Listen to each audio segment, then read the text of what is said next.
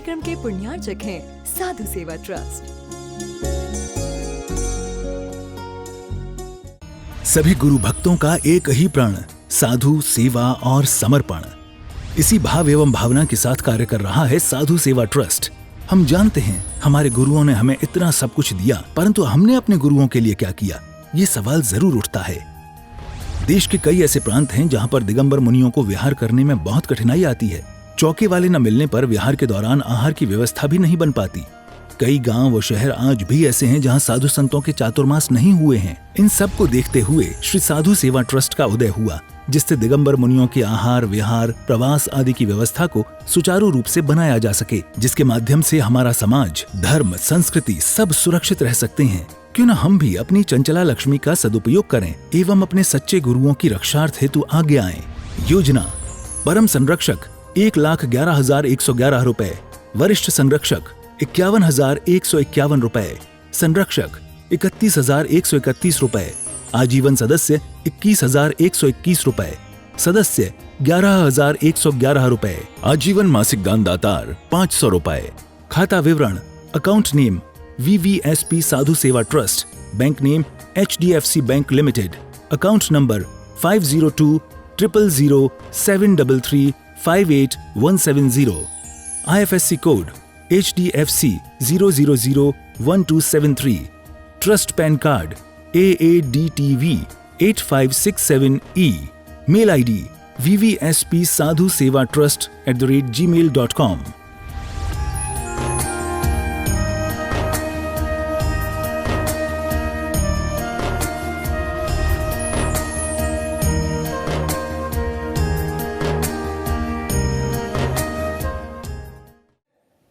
आत्मकल्याण के इच्छुक सभी धर्म प्रेमी पुण्य आत्मा एवं महानुभाव, हमारे बड़े बुजुर्ग जो हमसे कहते हैं दान धर्म करो, और जब हम उनकी बात को मान करके दान धर्म करना शुरू कर देते हैं, धर्म करने से जो हमें शांति मिलती है वो शांति एक अलग ही चीज़ है।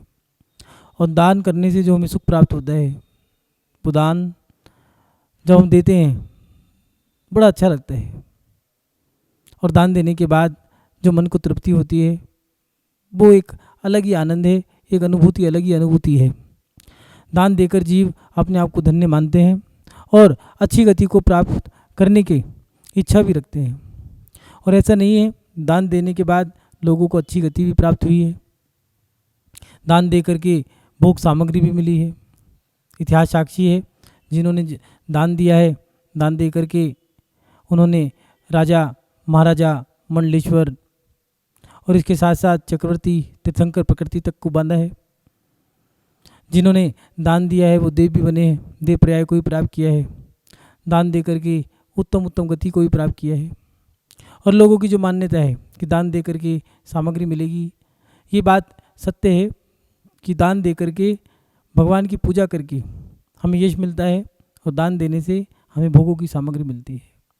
जिन्हें भगवान की पूजा करने से हमें मंदिर में, समाज में, परिवार में, कुटुंब में, हर जगह ये एक यश है कि देखो ये व्यक्ति धर्मात्मा है, ये व्यक्ति भगवान की सेवा करता है। धर्म ध्यान करने से हमारा यश बढ़ता है और दान करने से हमें भोगों की सामग्री मिलती है। ये बात सत्य है। जब हम अपने जीवन में दान देते हैं, दान भी अलग अलग दिए हैं। जघन्य पात्र जो हमारे साधर्मी हैं उनको, और जब वृत्ति, त्यागी वृत्ति, अणुवृत्ति, आरिका, करणी इत्यादि जब आते हैं उनको दान देना। और एक उत्तम पात्र जो दिए हैं मुनि महाराज, उनका पड़घान करना, आहार देना, क्या आनंद आता है। लेकिन जब पड़घान करें और मुनि महाराज ना आए, जब आ गए हैं तब तो कितना आनंद आता है। चलो हमारे यहाँ अब महाराज जी आ गए हैं, पड़घान कर लिया है, अब हम उनका आहार कराएंगे, धन्य हो गए। उसी समय से धन्यता शुरू हो जाती है। मुनि महाराज का आना अहोभाग्य है और मुनि महाराज का पड़घान कर रहे हो सौभाग्य है। मुनि महाराज के आहार करा रहे हो ये महाभाग्य है। लेकिन आहार निरंतराय हो जाए ये है धन्य भाग्य। जब मुनि महाराज का आहार हो जाता है तब देव कहते हैं धन्य हो, धन्य हो, धन्य हो। नगरी में मुनि महाराज का आना ही ये पुण्य का उदय है कि कोई नगरी में मुनि महाराज प्रवेश कर गए हैं और मुनि महाराज का पड़गान किया है और मुनि महाराज पड़क जाएं, क्या अलग ही एक आनंद है। और अगर ना पड़ गए तो आहार देने के लिए हम तैयार हैं, देखिए मुनि महाराज का पड़गान नहीं हुआ है और पड़गान हो भी गया है तो हम दे रहे हैं, वो ले रहे हैं, सब चीज़ें अच्छी से अच्छी बनाने की कोशिश करी है और अच्छे से अच्छे करने का मन है, लेकिन हम देने को तैयार हैं, वो लेने को तैयार हैं, लेकिन अंतराय कर्म का उदय है, विघ्न आ गया है, क्या करें। अब रो रहे हैं, पछता रहे हैं। मुनि महाराज आए हैं, बड़ी मेहनत करी है, दिन रात मेहनत करने के बाद भी हम कुछ नहीं कर पाए। दान देने का मन था लेकिन दे नहीं पाए हैं। ये क्या है, ये विघ्न क्यों आते हैं। उस समय जब अंतराय हो जाती है तो मन में आता है कि मुनि महाराज को आहार दान दे रहे थे लेकिन ये विघ्न आया क्यों, ऐसा कौन सा कारण है। तो विघ्न का मतलब ही है अंतराय कर्म, और आचार्य भगवंतों ने इसको अंतराय कर्म की उपमा दी है। फिर ये विघ्न क्यों आते हैं, हम चाहते हुए भी दान क्यों नहीं दे पाते हैं, मन तो बड़ा है लेकिन दे क्यों नहीं पा रहे हैं। तो आचार्य भगवंतों ने इस जिज्ञासा का समाधान भी किया है। जो विघ्न है ये भी अलग अलग प्रकार का है। दान लाभ भोगो भोग वीर्याणाम, 5 प्रकार का अंतराय कर्म होता है। दान में विघ्न डालना, दान अंतराय कर्म, लाभ अंतराय कर्म, उसके साथ साथ भोग अंतराय कर्म, भोग अंतराय कर्म और वीर्य अंतराय कर्म। हमने जैसे जैसे की क्रिया की थी वैसा वैसा फल हमें मिल रहा है। किसी के दान लाभ भोग और वीर्य में विघ्न उपस्थित करना ये अंतराय कर्म के आश्रव के कारण है। बड़े सटीक तरीके से उन्होंने लिखा है, विघ्न करण मंत्रायस्य। आपने किसी के दान में, लाभ में, भोग में, उपभोग में, वीर्य में अंतराय डाला था, आपके जीवन में अंतराय आ गया।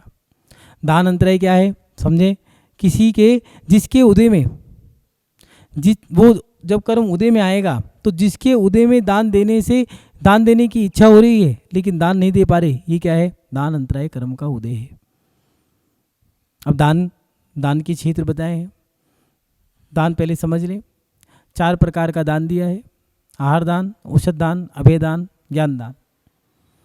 कहाँ पर देना चाहिए, किस प्रकार से देना चाहिए, किन किन को देना चाहिए, उत्तम मध्यम जघन्य से 3 कैटेगरी बनाई है, 3 पात्र बनाए हैं। एक तो जो हमारे जैन भाई हैं, साधर्मी हैं, जो साधर्मी माने जैन धर्म के भी जो तुम्हारे साथ धर्म करने वाले हैं वो साधर्मी, ऐसे साधर्मी उनको दान देना, वो जघन्य पात्र हैं। मध्यम में जिन्होंने गृह त्याग कर दिया है, ऐसे वो ब्रह्मचारिणी जिन्होंने ब्रह्मचार्य का व्रत पालन करके अपने गृह का त्याग करके मुनि महाराज की सेवा में लगे हैं, ऐसे वो ब्रह्मचारिणी। उसके साथ साथ श्रावक और श्राविका माने छुल्लक छुल्लिका, और उसके बाद आरिका गणनी आरिकाएँ, ये मध्यम पात्र दिए हैं। उसके साथ साथ उत्तम पात्र में दिए हैं साधु परमेष्टि माने आचार्य उपाध्याय साधु। ये 3 प्रकार के पात्र इन्होंने कैटेगरी आचार्य भगवंतों ने बनाई है। इन लोगों को दान हम दे सकते हैं। उत्तम मध्यम जघन्य से अगर ये पात्र हैं तो इन पात्रों को, ये सम्यक पात्र हैं, उत्तम पात्र, मध्यम पात्र, जघन्य पात्र, ये कुपात्र नहीं, ये पात्र हैं उत्तम मध्यम जघन्य से। और मुनि महाराज तो उत्तम पात्र हैं। अगर गलती से भी आपकी विचारधाराएं बन गई हैं, हाँ गलती से मन बन गया है, कैसे पता नहीं, कई बार तो ऐसा होता है कि 100 साल बाद किसी के घर में चौका लग रहा है, कई बार ऐसा होता है पता नहीं क्या हुआ, भाग जाग गए, आज पता नहीं कैसे मन बन गया है और मुनि महाराज को आहार देने की भावना हो गई है। हर व्यक्ति मुनि महाराज को आहार नहीं दे सकते, कोई पुण्य आत्मा होगा तब जाकर के मुनि महाराज के कर पात्र में 1 गिलास उनकी अंजलि में रख दे तो अब दिया है। नियम से वो व्यक्ति अपनी आत्मा का कल्याण करेगा। भोग भूमि का पात्र, नवदा भक्ति दाता के 7 गुणों के साथ अगर मुनि महाराज को आहार दान देते हैं तो वह व्यक्ति भोग भूमि का पात्र बनता है, वहाँ से देव प्रयाग को प्राप्त करता है। स्त्री भी होगी तो दूसरे स्वर्ग में जाएगी। और अगर मुनि महाराज को छल कपट से जहर भी दे दें तो ये तो नियम है, इन मुनि महाराज को अगर कुछ भी खिलाएं तो नरक तो नहीं जा सकते। अगर जहर भी खिलाया है तो कुभोग भूमि का पात्र बनेगा और वहाँ से नियम है जैसे भोग भूमि से देव गति को और कुभोग भूमि से नरक गति को प्राप्त होता है। 3 पात्र दिए हैं, 4 प्रकार का दान दिया है, आहार दान, औषध दान, अभय दान, ज्ञान दान। दान कहाँ कहाँ दे सकते हैं, हमें ये भी जानकारी होनी चाहिए। हमारे आचार्यों ने ये सारी व्यवस्था बनाई है। दान कहाँ देना है, दान के 7 क्षेत्र दिए हैं। जिन-बिंब, अगर जिनेंद्र भगवान का मंदिर बन चुका है और उसमें मूर्तियाँ नहीं हैं, तो जिनेंद्र भगवान की प्रभावना करने के लिए, धर्म की प्रभावना के लिए, लोगों के धर्म को बढ़ाने के लिए जिनेंद्र भगवान के बिंबों की स्थापना कराना, उसके साथ साथ जिनेंद्र भगवान का मंदिर बनाना, सिद्ध क्षेत्र, अतिशय क्षेत्र की यात्राएं कराना, उनके साथ साथ पंचकल्याणक प्रतिष्ठा जो है, मात्र पंचकल्याणक ही नहीं दिया, इसका मतलब पंचकल्याणक आदि जो प्रतिष्ठाएं हैं, माने धर्म की प्रभावना में जितने भी कार्य हैं उन सब कार्यों में अपना दान लगाना। पंचकल्याणक, प्राण प्रतिष्ठा, महोत्सव आदि, जो आदि माने जैसे सिद्ध चक्र का विधान, बड़े बड़े अनुष्ठान इत्यादि करा के हम जिन शासन की प्रभावना कर सकते हैं, उन प्रभावना में भी हम अपना दान लगा सकते हैं। उसके साथ साथ जिनागम प्रकाशन, माने जिनेंद्र भगवान की जो वाणी है, जिनवाणी, उसका प्रकाशन कराना, उनको छपवा करके वहाँ तक पहुँचाना जहाँ पर उनकी आवश्यकता है। और फिर जिनायतन, माने चलते फिरते आयतन, मुनि, आरिका, श्रावक, शाविका, उनकी यात्रा कराना, मुनि महाराज की चरी साधना में सहभागी बनना, आरिका, मुनि आरिका, शावक शाविकाओं की यात्रा कराना, उनको पढ़ाना, उनको लिखाना, उनके शिष्य क्षेत्र, अतिशय क्षेत्र पे चतुर्मास कराना, और भी जो व्यवस्थाएं हैं उन सब में हम अपने इस प्रकार दान दे सकते हैं। अब दान में हम विघ्न कैसे प्राप्त कर लेते हैं, थोड़ा उसको समझें। आहार दान देने का मन है, किसी व्यक्ति का आहार दान देने का मन है और आपने आहार दान देते समय उसके समय में, उस समय जब वो व्यवस्था बना रहे, सुनो आज रहने दो, जब सालगिरह आएगी तब दे देना, क्या हुआ, खामा खा में आपने व्यर्थ में उसको सलाह दे करके उसका दान कम कर दिया। क्या पता वो 2 बार दे देता, 4 बार दे देता, लेकिन आपने ये जो बात कह दी है ऐसे विघ्न डाल दिया। जन्मदिवस पे, सालगिरह पे चौका लगा लेना, आहार दान में विघ्न डाल दिया। उसके साथ साथ आहार दान के बाद जो औषध दान है, औषधि देने का मन था, सुनो औषधि रहने दो, इसमें तो ज़्यादा मेहनत है, दूसरा दान दे दो। दूसरा दान दिया है उससे तो पुण्य कमा लिया, लेकिन जिस दान में विघ्न डाला है उस दान में तो विघ्न डाल दिया। औषध दान में विघ्न डाला है, अब हमें औषधि की ज़रूरत है लेकिन हमें औषधि नहीं मिल पा रही, क्यों, हमने विघ्न डाला था, विघ्न आ गया। देने का मन हो रहा है लेकिन दे नहीं पा रहे, क्यों। एक पत्नी ने पति से कहा है, कभी कभार हो जाता है, पति पत्नी में है कि उन्होंने कह दिया सुनो चौका लगाने का मन है, पत्नी ने मना कर दिया, मैं नहीं लगा सकती। पति का बड़ा मन है, मना कर दिया है तो मना है तो मना है, कोई बात नहीं, मन मार के रह गया। अब पत्नी का बड़ा मन हो रहा है कि मुझे दान देना है, लेकिन पति ने मना कर दिया कि मेरी सामर्थ्य नहीं है। जैसा किया वैसा फल मिल गया है, कर्म सटीक बन गए थे। दान में विघ्न डाला था, दान में विघ्न आ गया, उस समय तुमने डाला था, इस समय उन्होंने डाल दिया, हिसाब बराबर। ऐसी औषधि दान में डाला था, औषधि दान में आ गया। ऐसी ज्ञान दान में कई बार होता है, शास्त्र दान देने का मन है लेकिन शास्त्र दान दे ही नहीं पा रहे, क्यों, मन था लेकिन नहीं दे पा रहे। ये शास्त्र दान में विघ्न डालना, ज्ञान दान। और उसके साथ साथ अभय दान, किसी के अभय दान, आज़ादी में विघ्न डालना। कोई लड़की घर छोड़ना चाहती थी लेकिन पाबंदी लगा दी है, घर से बाहर नहीं जाना, ये क्या है, उसकी आज़ादी में विघ्न डालना। वो 8 कर्मों का नाश करने के लिए वो व्यक्ति जिसकी माँ ने 16 साल तक उसको कोठरी में रखा था, नीचे तलघर में, किस लिए, कि मेरा बेटा, मोह के आवेश में आकर के कि मेरा बेटा दीक्षा ना ले ले, मुनि महाराज को देख करके 16 साल तक रत्नों के प्रकाश में रखा, सूरज का प्रकाश भी नहीं देखने दिया। परिणाम क्या निकला, 16 साल बाद कितना मजबूत वैराग था उनका। और अब बेटे ने तो दीक्षा लेनी थी, ले ली, लेकिन अब हमारा मन हो रहा है और कह रहे हैं कौन सा कर्म हमारे उदय में है कि हम प्रतिमाधारी आरी का भी नहीं बन पा रहे, ना प्रतिमा धारण कर पा रहे। कौन सा कारण है, विघ्न डाला था, विघ्न आ गया है। जिससे जैसे जैसे कर्म करे थे, हम इस संसार से आज़ाद होना चाहते थे, आज़ादी में विघ्न डाला था, अभय दान में विघ्न डाला, अभय दान में विघ्न आ गया। सटीक कर्मों का सटीक बंधन है, हमें अपने जीवन में ध्यान रखना होगा। हम चाहते हुए भी दान क्यों नहीं दे पाते हैं, क्यों, क्योंकि हमने किसी के दान में विघ्न डाला था, तो दान अंतराय कर्म हमने बांध लिया और आज वो हमारा रिजल्ट हमारे सामने है।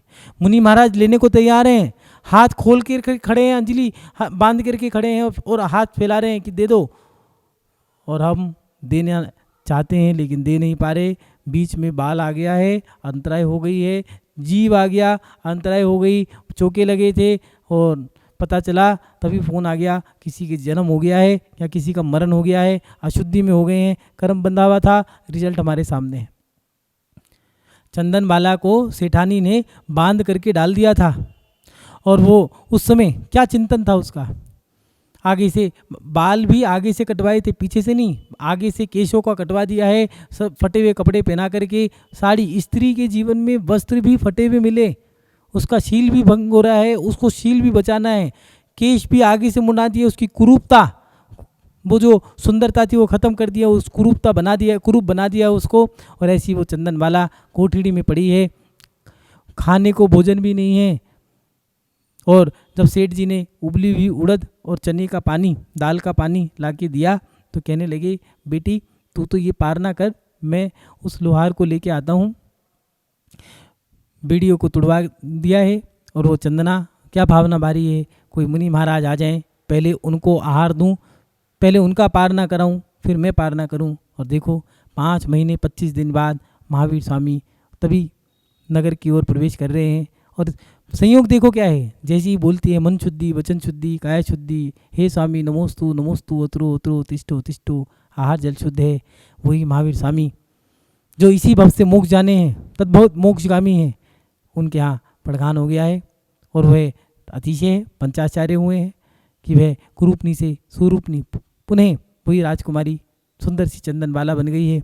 और उस समय उसकी भावना देखो क्या है, वो क्या कह रही है कि हे भगवान, ये जितना भी है सब मेरे पाप कर्म का उदय था, मैंने, इसने सेठानी ने कुछ नहीं किया, और जो इन्होंने मेरे जीवन में जो विघ्न डाला है वो विघ्न, इनके कर्म तो बंधे हैं, वो उदय में आएंगे। और भावना क्या कह रही भारी है कि हे भगवान, मेरे कर्म थे, मेरे उदय में आए हैं, इनके, इन्होंने जो बांधे हैं इनके भी उदय में आएंगे। लेकिन भावनाएं बाती हूँ, जब इनके जीवन में कर्म उदय में आए उस समय भी महावीर जैसे कोई मुनि महाराज हों जिससे इनके कर्म कट सकें, ऐसी भावना। और ये बात सच्ची है कि हमने विघ्न डाला है तो विघ्न हमारे जीवन में आएगा, हमें इस पर भी ध्यान देना होगा। जैसे कर्म हम कर रहे हैं वैसा फल हमें मिल रहा है, और जो चीज़ हमने विघ्न डाला था विघ्न आएगा। हमने दान दिया है तो हमें भोग सामग्री मिलेगी। एक सेठानी ने, मुनि महाराज आ रहे हैं इसलिए सेठ जी ने कहा था कि जाओ प्रधान कर लो, और प्रधान करने के लिए चली गई है। और मुनि महाराज को गुस्से में कड़वी तुम्बी का आहार करा दिया, क्रोध के आवेश में आकर के मुनि महाराज के तो प्राण चले गए। और देखो उसी समय राजा को जब बात पता लगी, गधे पे बिठा के मुंह काला करा के नगर से बाहर निकाला। उसी समय जैसे ही नगर से बाहर निकाला, कोढ़ हो गया। मुनि महाराज पे उपसर करने के बाद आचार्य भगवंतों ने दिया है 7 घंटे 7 दिन 7 महीने 7 साल, नहीं तो एक आचार्य ने कहा है 3 घंटे 3 हफ्ते 3 घंटे 3 दिन 3 हफ्ते 3 महीने 3 साल में फल मिल जाएगा। और उसको सभी कोढ़ हो गया।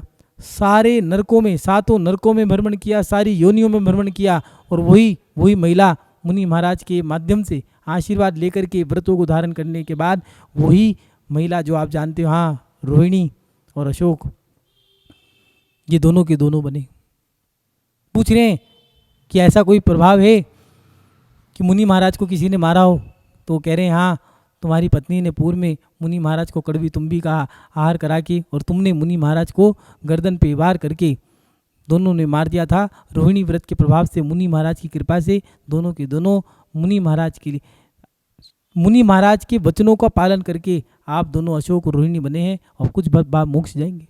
ये नियम है, हमने जैसा किया वैसा फल मिला। 7 नरकों में भ्रमण करना पड़ा, कुभोग भूमियों में गई। रोहिणी और अशोक का एक बहुत बड़ा उदाहरण आता है। और दान दिया तो उसका फल भी मिला है। देखो राजा वैजदंड और रानी श्रीमती 10 भव पहले दिया है, 10 भव बाद की व्यवस्था हो गई है। कहते हैं तीसरे काल में आदिनाथ भगवान मोक्ष बन गए और प्रथम तीर्थंकर बने। ये बात सच है, तीसरे काल में आदिनाथ भगवान प्रथम तीर्थंकर थे, लेकिन तीसरे काल में 2 तीर्थंकर हुए हैं। एक आदिनाथ भगवान जिन्हें धर्म तीर्थंकर कहते हैं, एक राजा श्यांस जिसे दान तीर्थंकर कहते हैं। जी हाँ, दान देने से वो दान तीर्थंकर कहलाया और एक ने धर्म की प्रभावना करी, एक धर्म तीर्थंकर कहलाए। दोनों मोक्ष गए। और देखो जिन्होंने दान की अनुमोदना करी है वो सियार, नेवला, सूकर, वानर, वो सभी जीव आदिनाथ भगवान के पौत्र बन कर के भरत, बाहुबली आदि जो पुत्र हुए हैं उन्हीं में वो जन्म लेकर के आदिनाथ भगवान के पुत्र बन के उसी भव से मोक्ष चले गए।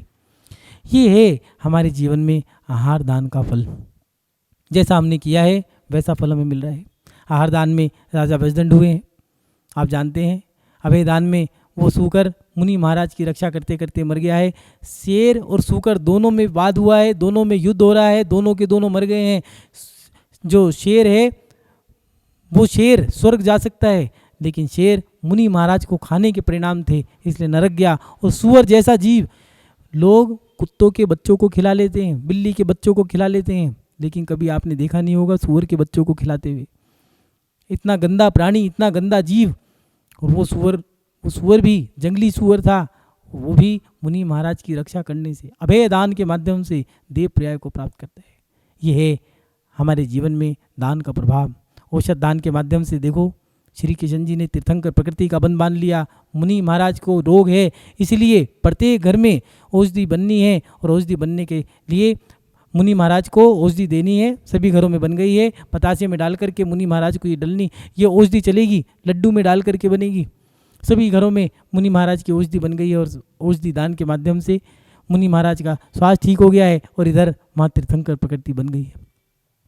और देखो वहाँ पर सेवा के लिए मेघरथ राजा बाज और वो पक्षी जो था, उन्होंने क्या कहा कि इस पक्षी को मत मारो, जितना मांस चाहिए तुम मेरी जंगा काट करके दे दिए कि यही खा लो, लेकिन मांस नहीं दूंगा। आखिरकार वो उन दोनों पक्षियों ने अपना रूप, असली रूप दिखाया कि हम तो देव थे, तुम्हारी परीक्षा लेने आए थे। उस समय में उन जैसा कोई अभयदान देने वाला नहीं था। महानुभाव, हमें अपने जीवन में इन चारों प्रकार के दान को बड़ी सरलता, सहजता से, श्रद्धा भावों के साथ देना होगा। तब जाकर के हमें सुख मिलेगा। और सही बताएं, कुछ चीज़ें हमें ध्यान रखनी होगी, कुछ विशेष बातें भी हैं अपने जीवन में। अगर दान देना है तो गुप्त रूप से दान में कभी भी आप लोग नाम ना लगवाएं। कभी कभार मन में विकल्प आता है, हम पेढ़ी पे पैर रखते हैं मंदिरों की, तो नाम अंदर एंट्री करो तो वहाँ जो चौखट है वहाँ पर नाम, खम्भों पे नाम, अगर अंदर जाओ तो फर्श पे नाम, पैर कहाँ रखें, पिलर पे नाम, अंदर जाओ तो वेदी पे नाम, हर जगह नाम है। घंटा बजाओ तो घंटे पे नाम, जो गंधोदक लगा रहे हैं उनके कटोरों पे नाम, अंदर एंट्री करिए तो टेबलों पे नाम, पंखे पे नाम, खंभों पे नाम, वेदी पे नाम, कुर्सी पे नाम, सब जगह तिजोरियों पे नाम, जो अलमारी है वहाँ पर भी नाम। अगर दान देना है तो गुप्त दान देना चाहिए। जितना गुप्त दान दोगे, पूज्य आचार्य गुरुदेव कहा करते हैं कि जो गुप्त दान है वो गुप्त दान, गुप्त रूप से दिया गया दान हमारे गुप्त समय में काम आता है। माने अंत समय में, जिस समय हमारी समाधि मरण होना है, उस समय उसका फल क्या है? उसका फल ये है कि हम अपने जीवन में भावना भा रहे हैं, कोई साधु मिल जाएं, उनके माध्यम से समाधि करें। और तभी मुनि महाराज का आवागमन हुआ है, और मुनि महाराज के माध्यम से उसी समय नमोकार मंत्र सुनाया, चरणों में समर्पण किया, व्रतों को अंगीकार करके तभी मरण हो गया, समाधि प्राप्त हो गई। अब लोग कह रहे हैं कि पुण्य आत्मा था, पुण्य आत्मा था। ये पूरे जीवन भर जो गुप्त रूप से क्रिया कही थी, उसका फल गुप्त रूप से प्रकट हो गया अपने जीवन में। ये आप लोगों से ये बात जरूर कहेंगे कि विशेष ध्यान रखने वाली जो बात है, आप जो दान दे रहे हैं गुप्त रूप से करें। पहले के बुजुर्ग वो दान दिया करते थे, लेकिन दान देते समय उनको किसी चीज़ से मतलब नहीं था। वो दान दे रहे हैं, लेकिन दान देते समय कोई नाम नहीं, कोई मतलब नहीं। लेकिन हम ऐसे हो गए हैं कि हमने अगर 100 रुपये भी दान दिए हैं तो हमें नाम चाहिए। अगर हम शांति धारा भी करा रहे हैं तो हमें नाम चाहिए। कभी कभार तो विकल्प आता है, जितने रिद्धि मंत्र नहीं है, जितने शांति धारा के समय में लोगों के नाम हो जाते हैं। अब वो विकल्प आता है लोगों को कि ये शांति धारा मंत्रों का गंधोदक है, ये लोगों के नाम का गंधोदक है, लगाएं भी नहीं लगाएं। अगर दान देना है गुप्त रूप से दान दें, और उसके साथ साथ अपने धर्म में दान देना चाहिए। आज के समय में लोग दान तो देते हैं, लेकिन दान कहीं भी दे देते हैं, कहीं भी नहीं। दान देने के जो 7 क्षेत्र बताए हैं, जिन बिंब, जिनायतन, जिनागम, पंचकल्याणक प्राण प्रतिष्ठा महोत्सव आदि जो है धर्म की प्रभावना में, और शास्त्रों का छपवाना शिव क्षेत्र अतिशय क्षेत्र की यात्राओं में, और इसके साथ साथ मुनि महाराज हैं, क्या नहीं है हमारे पास वृद्ध आश्रम है, अनाथ आश्रम है, हमारे पास गुरुकुल है, हमारे पास सब चीज़ें हैं, मंदिर हैं, संत निवास हैं, हमारे पास गुरुकुल हैं, स्कूल हैं, विद्यालय हैं, औषधालय हैं, अस्पताल हैं, गौशालाएं हैं। हम जैन धर्म में त्यागीवर्ती अनाथ आश्रम नहीं होते, त्यागीवर्ती आश्रम होते हैं। उन त्यागीवर्ती आश्रमों में जाकर के दे सकते हो। मुनि हैं, आरिका हैं, शावक हैं, शाविका हैं, उनके आहार में, विहार में, उनके आहार विहार में, या फिर उनके पढ़ने में, लिखने में, बैठने में, उनके चतुर्मास में, इन सब जगह दान दे सकते हो। क्या ज़रूरत है दूसरी जगह जाकर के आपको दान देने की? अगर दानदातार दान अपना सही जगह लगाने लग जाए तो धर्म की सारी व्यवस्थाएं व्यवस्थित हो जाएंगी। लेकिन हम कहीं ना कहीं गलती कर रहे हैं। दान देने वाले को वीर और क्षमा करने वाले को महावीर कहा है। इसलिए अपने जीवन में हमें दान देते समय ये भी ध्यान रखना है कि हम अपने धर्म में दान दें, सही जगह दान दें, और दान देते समय विवेक भी रखें। दान दे रहे हैं तो दान कहाँ दे रहे हैं? जहाँ पर दान की चोरी हो रही है वहाँ दान नहीं देना है हमें। अगर दान का सदुपयोग हो रहा है तो वहाँ पर दान देना है।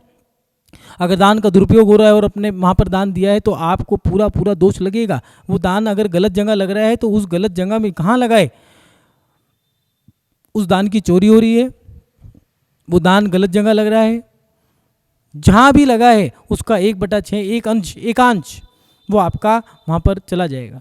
इसलिए आपको ये थोड़ा सा विवेक भी आपको रखना होगा। पुराने लोग दान देते हुए गुप्त रीति से दान दिया करते थे। कोई मतलब नहीं, दे दिया, हाथ से छोड़ दिया, बस अब तुम जानो, तुम्हारा काम जाने, हमें कोई मतलब नहीं है। हाँ, ये जरूर याद रखते थे कि चाहिए कहाँ, गांव के मंदिर हैं वहाँ ज़्यादा देते थे। भैया गांव है, गांव के मंदिरों में ज़रूरत है, आपने वहीं पर दे दिया, मंदिर बन गया है। अब मंदिर बनने के बाद और भी जगह है, हमारे मंदिर हैं। अगर मंदिर आपका बन चुका है तो मंदिरों के बाद अपने गुरु हैं, उनके बिहार में आप लगा सकते हो, उनके आहार में लगा सकते हो। लेकिन आपने उसी मंदिर में दे दिया है, अब क्या हुआ? मंदिर में सोना लगा दिया, चांदी लगा दी है, सोने के मंदिर के गेट बना दिए हैं, चांदी के गेट बना दिए हैं, पात्र सोने के बना दिए हैं, उससे कोई लाभ नहीं है। मंदिर को दोबारा से नीचे उतार के फिर खड़ा कर दिए, उन दान से कोई लाभ नहीं है, वो दान आपका व्यर्थ हो गया। अगर दान को आपको सदुपयोग करना है तो आपको दान के बारे में ये भी जानकारी रखनी होगी कि हमारा दान कहाँ सदुपयोग हो रहा है। इस कार्यक्रम के पुण्यार्चक थे साधु सेवा ट्रस्ट।